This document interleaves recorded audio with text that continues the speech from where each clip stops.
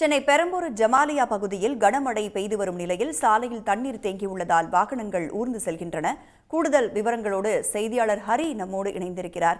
ஹரி, எப்பொழுதுமே அந்த பகுதியில் மழை பெய்தாலே தண்ணீர் தேங்கி காணப்படும் ஜமாலியா, வியாசார்பாடி போன்ற பகுதிகளை இப்போ தண்ணீர் தேங்கி இருக்கிறதுனால வாகன ஓட்டிகள் எந்த அளவிற்கு அவதிக்குள்ளாகி இருக்கிறார்கள்? மேலும் தண்ணீரை அகற்றும் பணிகள் ஏதேனும் முடுக்கிவிடப்பட்டிருக்கா?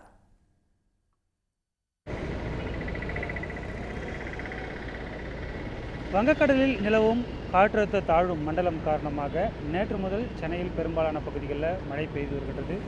குறிப்பாக வட சென்னையில் இருக்கக்கூடிய பல பகுதிகளிலும் கனமழை காரணமாக தண்ணீர் தேங்கி வருகின்றது. தற்போது நாம் இருக்கக்கூடிய பெரம்பூர் ஜமாலியா பொறுத்த வரைக்கும் எப்போ மழை பெஞ்சாலுமே அந்த பகுதி முழுவதுமாக தண்ணீரால் சூழப்படும். அந்த மாதிரியான ஒரு இடத்துல தான் இருக்கும். இந்த இடத்துல தண்ணீர் எந்த அளவுக்கு தேங்கியிருக்குன்னு நீங்களே பார்க்கலாம். அந்த காட்சிகளை தான் ஒளிப்பதிவாளர் சேகர் காண்பித்து வருகிறார். குறிப்பாக இந்த பகுதியை பொறுத்த வரைக்கும் ஜமாலியாவில் இருக்கக்கூடிய இந்த சாலை முழுவதுமே, குறிப்பாக இந்த பட்டாளம் ஜங்ஷன்லேருந்து பெரம்பூர் ரயில் நிலையம் வரை செல்லக்கூடிய சாலை முழுவதுமே தண்ணீர் தேங்கி இருக்கக்கூடியதா என்று கேட்டால் கண்டிப்பாக கிடையாது. இங்கிருந்து ஒரு 200 மீட்டர் தூரம் குறிப்பாக தண்ணி தேங்கியிருக்கு. சாலையில் ஒரு சில இடத்துல பள்ளம் இருக்கிறதுனால பேரிகார்டு வச்சுருக்காங்க. அதனால் சாலைகள் இந்த பக்கம் போகிற சாலைகள் இரண்டாக பிரிக்கப்பட்டு பேருந்துகளும் மற்ற வாகனங்களும் ஊர்ந்து செல்வதால் ஒரு குறிப்பிட்ட தூரத்தில் சற்று நெரிசல் சில நேரங்களில் ஏற்படுகிறது. வாகனங்கள் இல்லாத சூழலில் சாதாரணமாக இயங்குகின்றது.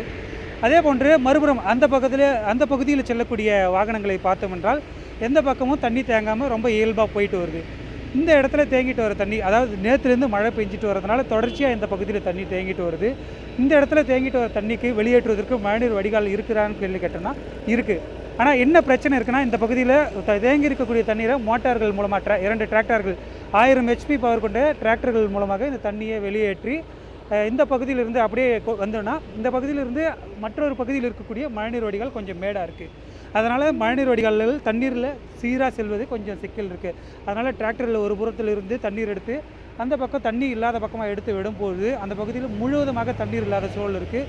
இந்த பகுதியிலிருந்து 1 கிலோமீட்டர் தூரத்தில் ஓட்டேரி நல்லா கால்வாய் இருக்குது. ஓட்டேரி நல்லா கால்வாயை பொறுத்த வரைக்கும் வடகிழக்கு பருவமழைக்கு முன்னதாகவே தூர்வாரப்பட்டதால் அந்த பகுதியில் தற்போது தண்ணீர் சீராக செல்கிறது. கனமழை, மிக அதிகமான மழைப்பொழிவை சந்திக்கும் நேரத்தில் ஓட்டேரி நல்லா கால்வாய் நெருங்கினால் இந்த பகுதி முழுவதுமாக தண்ணீர் சூழுவதற்கான வாய்ப்பு இருக்குது. தற்போது சூழலை பொறுத்த வரைக்கும் அதாவது ஒரு குறிப்பிட்ட தூரம் 200 மீட்டர் தூரத்தில் மட்டுமே இந்த மழைநீர் தேங்கி அந்த மழைநீரையும் அகற்றும் பணியில் சென்னை மாநகராட்சியினர் ஈடுபட்டு வரக்கூடிய நிலையில் மிக விரைவில் மழை குறைந்தால் மிக விரைவில் இந்த பகுதியில் இருக்கக்கூடிய தண்ணீர் முழுவதுமாக அகற்றுவதற்கான வாய்ப்புகள் அனைத்தும் உள்ளதாக மாநகராட்சி தரப்பில் தெரிவிக்கப்பட்டுள்ளது.